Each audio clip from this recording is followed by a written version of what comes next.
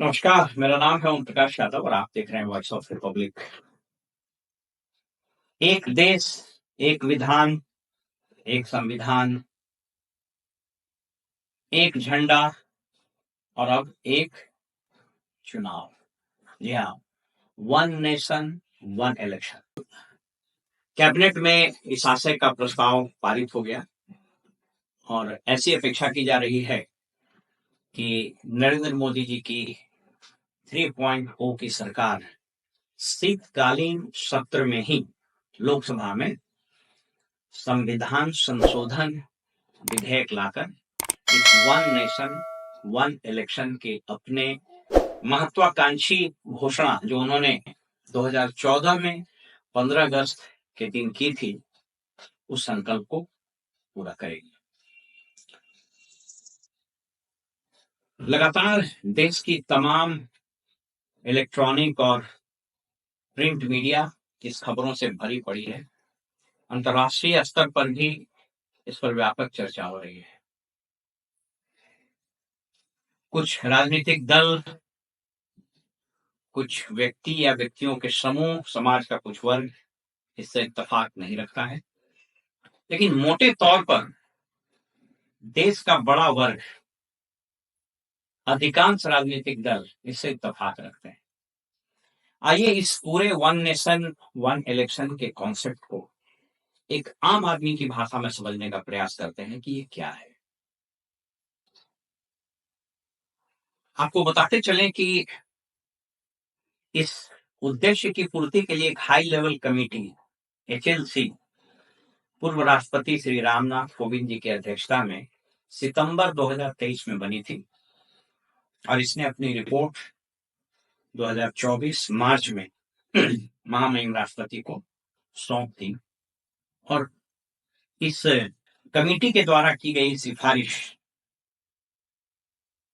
में जो सुझाव दिए गए थे उसको कैबिनेट ने प्रस्ताव के माध्यम से अप्रूव कर दिया। यानी अब लोकसभा में यानी संसद में विधेयक आने का मार्ग प्रशस्त हो गया है। अधिकृत वेबसाइट के हिसाब से इसमें ये बहुत ही उत्कृष्ट कमेटी थी और इसमें अन्य लोगों के अलावा 4 पूर्व चीफ जस्टिस ऑफ इंडिया,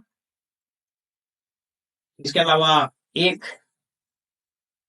पूर्व सुप्रीम कोर्ट के जज, हाई कोर्ट के रिटायर्ड चीफ जस्टिस 12, 4 मुख्य निर्वाचन आयुक्त, राज्य निर्वाचन आयुक्त 8, बार काउंसिल, राजनीतिक दल 47, अर्थशास्त्री 14 और लॉ कमीशन 2। इतने मेंबरान इसमें थे और ये बहुत ही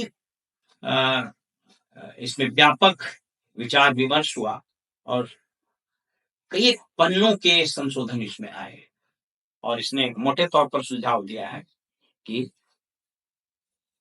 2029 में जो चुनाव होंगे वह चुनाव साइमल्टेनियसली यानी लोकसभा का और राज्यों के विधानसभा का चुनाव एक साथ।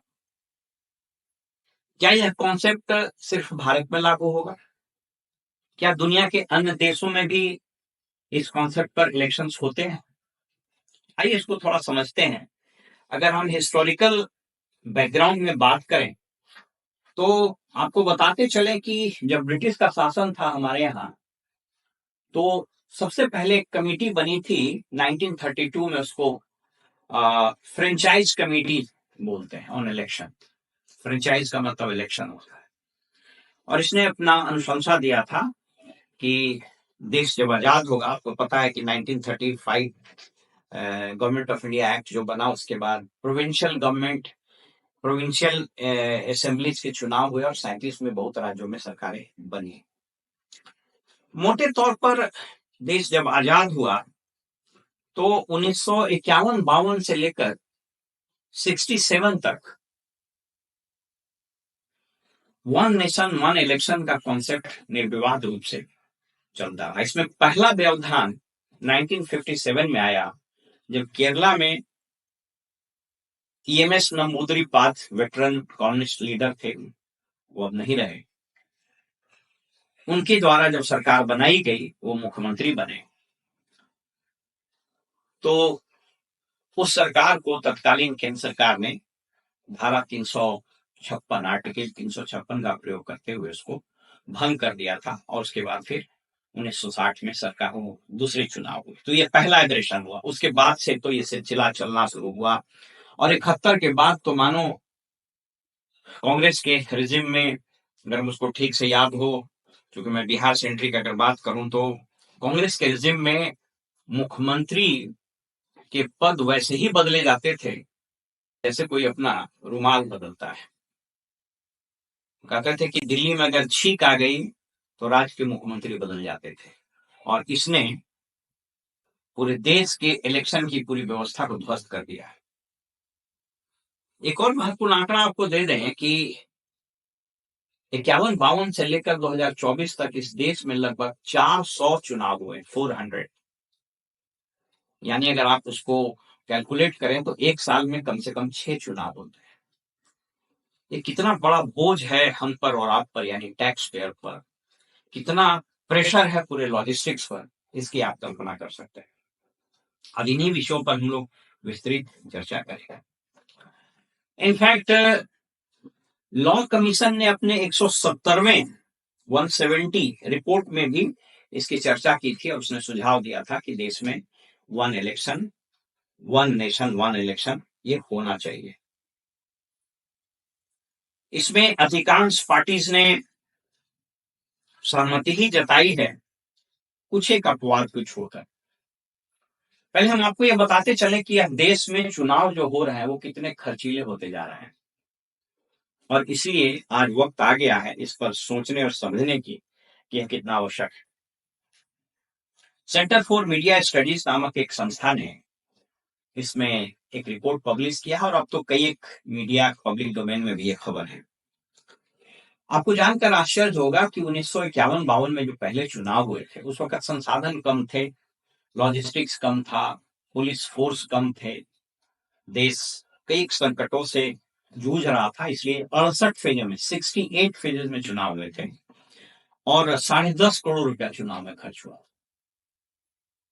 प्रति व्यक्ति कुछ 40-45 पैसे खर्च हुए। 2019 के चुनाव में, ये अधिकृत आंकड़े हैं, 2019 का जो चुनाव हुआ उसमें 50,000 करोड़ 50,000 करोड़ रुपया खर्च। और अभी जो 2024 का चुनाव हुआ, यह बढ़ करके 1,35,000 करोड़ रुपया, वो ऑफिशियल है। आपको पता है कि लोकसभा के कैंडिडेट के लिए अपर लिमिट 1 करोड़ रुपया था, लेकिन ये हम भी जानते हैं और आप भी जानते हैं कि 1 करोड़ रुपया में एमपी का चुनाव नहीं होता है। एमपी के चुनाव में 10, 20, 50 करोड़ रुपए खर्च होते हैं। वो तो एक अलग बात है। अगर प्रति व्यक्ति खर्च की बात करें तो 1952 में, माफ कीजिएगा उस वक्त मैंने गलती बताया, तो 1952 में 6 पैसा प्रति वोटर खर्च हुआ था, जो 2014 में बढ़ के 46 पैसा हो गया, और 2024 में यह बढ़कर 1,400 रुपए हो गया। प्रति व्यक्ति 1,400 रुपया खर्च होता है। भारत जैसे देश में जो विकास, जो प्रगति के मार्ग पर तेजी से चल रहा है, जहां एक एक परियोजना के लिए, एक एक स्कीम और पॉलिसीज को इम्प्लीमेंट करने के लिए इतनी राशि खर्च होती है, वैसे में इतनी बड़ी धनराशि इलेक्शन में खर्च होना, आप सोच सकते हैं।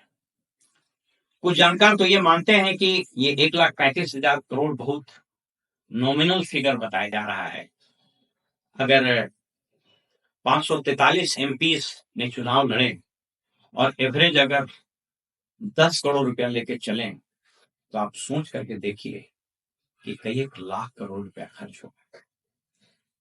इसलिए इस पर सारी बातें आज की तारीख में की जा रही है। अब थोड़ा सा आते हैं, बात करते हैं पहले इस हाई लेवल कमेटी के जो रिकमेंडेशन उस पर चर्चा करेंगे। उसके बाद हम लोग बात करेंगे कि ये कितना फिजिबल है। क्या ये बहुत आसान है? क्या ये बहुत कठिन है? क्या ये असंभव है? क्या सभी राजनीतिक दल इसमें मानेंगे? क्या सभी राजनीतिक दल का एकमत होना आवश्यक है? क्या सभी राज्यों का इसमें सहमति आवश्यक है? इन सभी चीजों पर चर्चा करें। लेकिन थोड़ा सा हम लोग फिगर्स पर बात करें तो आपको बताते चलें कि इस कमेटी ने जो रिकमेंडेशन दिए हैं वो कई 100 पृष्ठ के रिकमेंडेशंस हैं ये, और इसमें बहुत सारी चीजें हैं, लेकिन कुछ चीज यहाँ पर जान लेना आवश्यक होगा। वो ये कि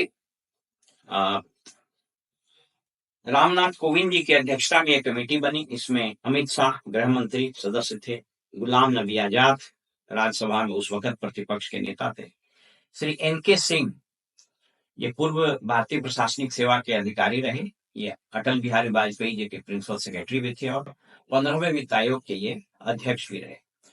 सुभाष कश्यप ये जाने माने संविधानविद हैं और ये लोकसभा के सेक्रेटरी जनरल भी रहे। हरीश साल्वे इस देश के बहुत नामी गिरामी एडवोकेट हैं, वो इसके सदस्य थे। संजय कोठारी पूर्व चीफ विजिलेंस कमिश्नर और जो लॉ मिनिस्टर थे वो इसके विशेष आमंत्रित सदस्य थे, और नितिन चंद्रा जी इसके सचिव थे। इस कमेटी ने जो सुझाव दिए हैं वह मुख्य रूप से, उसको मैं उस पर चर्चा कर देता हूं, उसके बाद फिर मैं आपसे बात करूंगा। इस कमेटी ने जो सुझाव दिए हैं वह मुख्य रूप से इस प्रकार है। पहला कहा गया है कि प्रथम चरण में जब ये 2029 में जब इसको हम लोग रोल आउट करेंगे या सरकार रोल आउट करेगी, तो प्रथम चरण में सारे राज्यसभाओं, सारे राज्यों के विधानसभा का चुनाव और लोकसभा का चुनाव एक साथ होगा। और उसके बाद अगले फेज में, मैंने कुछ दिन के बाद में भी 100 डेज होगा जैसी चर्चा चल रही है, अर्बन लोकल बॉडीज यानी नगर पालिकाओं और पंचायतों के चुनाव में। और ये बताते चले कि जो संविधान संशोधन होगा, उस संविधान संशोधन लगभग 18 संविधान संशोधन करने की आवश्यकता होगी, जिसमें अधिकांश में राज्यों की सहमति की आवश्यकता नहीं होगी, लेकिन संविधान के अनुच्छेद 243 जिसमें नगर पालिका और पंचायतों के कॉन्स्टिट्यूशनल प्रोविजंस हैं, तो इसके लिए जब चुनाव एक साथ कराया जाएगा तो उसमें राज्य सरकारों की सहमति की आवश्यकता होगी, जो थोड़ा कठिन होगा। इसमें एक और अनुशंसा किया गया है कि फर्ज कीजिए एक साथ चुनाव हो गया 2019 में और लोकसभा ही अविश्वास प्रस्ताव के कारण सरकार गिर गई, तो उसके बाद जो चुनाव होंगे, चूंकि संवैधानिक बाध्यता है विद इन 6 मंथ्स उसको चुनाव करा लेना है, तो वैसे जो चुनाव कराए जाएंगे वो रिमेनिंग पीरियड के लिए होंगे। जैसे फर्ज कीजिए कि अगर लोकसभा का कार्यकाल 5 साल है और 2 साल में ही सरकार गिर गई, लोकसभा भंग हो गई, तो वो जो चुनाव होगा रिमेनिंग 3 ईयर्स के लिए होगा। और ये कोई अजूबी घटना नहीं है, यूएस में ऐसा होता है। अगर प्रेसिडेंट की मृत्यु हो जाती है तो वाइस प्रेसिडेंट प्रेसिडेंट हो जाता है और वो उस रिमेनिंग पीरियड तक रहता है। और अगर वो वाइस प्रेसिडेंट का भी डेथ हो गया तो जो चुनाव होगा तो रिमेनिंग पीरियड के लिए चुनाव होगा। तो ये इसमें व्यवस्था की गई है। और इसके लिए आवश्यक तैयारी के लिए और विभिन्न दलों से बात करने के लिए 3 सीनियर मिनिस्टर्स की कमेटी बनाई गई है जो विभिन्न राजनीतिक दलों से विचार विमर्श करें। ये मोटे तौर पर इन चीजों का लेखा जोखा था। लेकिन अब थोड़ा सा समझने की जरूरत यह है कि इसके पक्ष में क्या क्या बातें हैं, कौन सी चीजें हैं जो इसके पक्ष में है, कौन सी चीजें हैं जो ये बताती है कि चुनाव 1 नेशन 1 इलेक्शन होना चाहिए।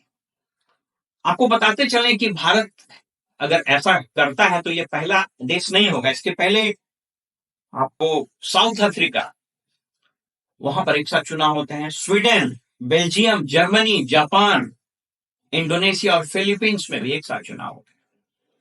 वहां के संसद ने भी इस पर विचार विमर्श करके ऐसा किया है। इसके पक्ष में क्या क्या बातें जाती है? इसके पक्ष में पहली बात तो ये जाती है कॉस्ट, जैसा मैंने बताया, कॉस्ट इफेक्टिव होगा। दूसरी चीज, आपको पता है कि सालों भर चुनाव होते हैं, तो मैंने भी आंकड़ा दिया 400 चुनाव हुए, यानी एक साल में 6 चुनाव। और जब भी चुनाव होता है तो model code of conduct enforce हो जाता है। उसमें न कोई नई स्कीम ली जा सकती है, न कोई प्लान किया जा सकता है, नए स्कीम्स रोल आउट होते हैं और पूरा मशीनरी स्टैंड स्टिल हो जाता है। तो कॉस्ट इफेक्टिव होना। दूसरी कि मॉडल कोड ऑफ कंडक्ट के कारण सरकार ठहर जाती है, इसलिए अगर एक साथ चुनाव होंगे तो रिमेनिंग जो पीरियड होगा, मान लीजिए अगर 2-3 महीने में चुनाव हुआ तो रिमेनिंग 5 साल जो बचा हुआ समय रहेगा उसमें सरकार पॉलिसीज पर, प्रोग्राम्स पर, स्कीम्स पर और इंफ्रास्ट्रक्चर आदि चीजों पर फोकस करेगी। इसके अलावा एक और चीज है, तो देखते होंगे कि जब चुनाव होता है तो इंटायर सरकारी महकमा और सिक्योरिटी फोर्सेस का इतना हेवी डिप्लॉयमेंट होता है और उस पीरियड में जो क्रिमिनल ज्यूरिस्प्रूडेंस होता है, लॉ एंड ऑर्डर होता है, वो बहुत बुरी तरह से प्रभावित होता है। सारे पुलिसकर्मी तो चुनाव में लग जाते हैं, इसलिए इन्वेस्टिगेशन, ट्रायल जो होता है, वो सारी चीजें स्टैंड स्टिल हो जाती है। तो इससे बचा जा सकेगा। इसके अलावा एक पॉलिटिकल स्टेबिलिटी भी होगी। हर बार चुनाव, हर कहीं चुनाव। मेरी 34 साल की नौकरी और इस भारतीय प्रशासनिक सेवा में रहने के कारण हमने देखा पूरे लाइफ टाइम में लगभग 13-14 चुनाव हम करवाए, पूरा मशीनरी डिसरप्ट हो जाता है। तो एक पॉलिटिकल स्टेबिलिटी रहेगी और राष्ट्र और सरकारें अपने पॉलिसीज, अपने प्रोग्राम और मैनिफेस्टो पर फोकस करेंगी। चुनौतियां क्या क्या है? सबसे पहली चुनौती तो है इसमें संवैधानिक संशोधन करने होंगे। केंद्र में जो एनडीए की सरकार है, बीजेपी को खासकर स्पष्ट बहुमत नहीं है, तो आप जानते हैं कि संविधान में संशोधन के लिए जो प्रक्रिया है 2/3 मेंबर्स प्रेजेंट होने चाहिए और सिंपल मेजोरिटी से वो कॉन्स्टिट्यूशनल अमेंडमेंट होता है। ऐसी अपेक्षा की जा रही है क्योंकि अधिकांश दलों ने मैंने बताया कि लगभग 31-32 दलों ने सहमति जताई है, तो वो शायद पास हो जाए। लेकिन इसमें एक व्यवहारिक कठिनाई ये होगा कि जैसे अभी मान लीजिए कि लोकसभा का चुनाव 29 में होना है, अब कुछ राज्यों के चुनाव हो रहे हैं या कुछ राज्य अगले साल चुनाव में जाएंगे, जैसे बिहार अगले साल चुनाव में जाएगा, झारखंड जाएगा, अभी महाराष्ट्र में होना है, जम्मू कश्मीर का हो रहा है, हरियाणा का हो रहा है। तो ये सबको कैसे सिंक्रोनाइज किया जाएगा, एक बहुत बड़ी चुनौती है। हालांकि उसके मैकेनिज्म निकाले जा सकते हैं। एक और कठिनाई होगी कि एक चुनाव आयोग ने बताया कि लगभग 35 लाख ईवीएम मशीन की आवश्यकता होगी। जो अभी स्ट्रेंथ है, जो अवेलेबल ईवीएम्स है, उससे लगभग 3 टाइम्स। तो ये कोई बहुत बड़ी चुनौती नहीं है। हमारे पास इतना शानदार टेक्नोलॉजी है कि हम इतने समय, अभी बहुत समय है, 5 साल में हम लोग चाहें तो इसको बना सकते हैं। और इसमें जो सबसे बड़ी चुनौती आ रही है, जो इसके अगेंस्ट में जो लोग हैं, वह 2-3 चीज पर फोकस कर रहे हैं। पहला, उनका कहना है कि साहब हमारा फेडरल स्ट्रक्चर है, आप सबको मालूम है कि हमारा कॉन्स्टिट्यूशन इसको बोलते हैं it is a federal structure with unitary बायस। तो फेडरलिज्म पर अटैक होगा, जैसा खास करके क्षेत्रीय दलों का कहना है। क्षेत्रीय दल ये भी मानते हैं कि अगर इस तरह से चुनाव होंगे तो क्षेत्रीय मुद्दे गौण हो जाएंगे, क्योंकि राष्ट्रीय मुद्दे ही फोर पर रहेंगे और जो लोकल इश्यूज है वो बिल्कुल कारपेट के अंदर चले जाएंगे। क्षेत्रीय दलों का हरास होगा, वो डिसअपियर कर जाएंगे।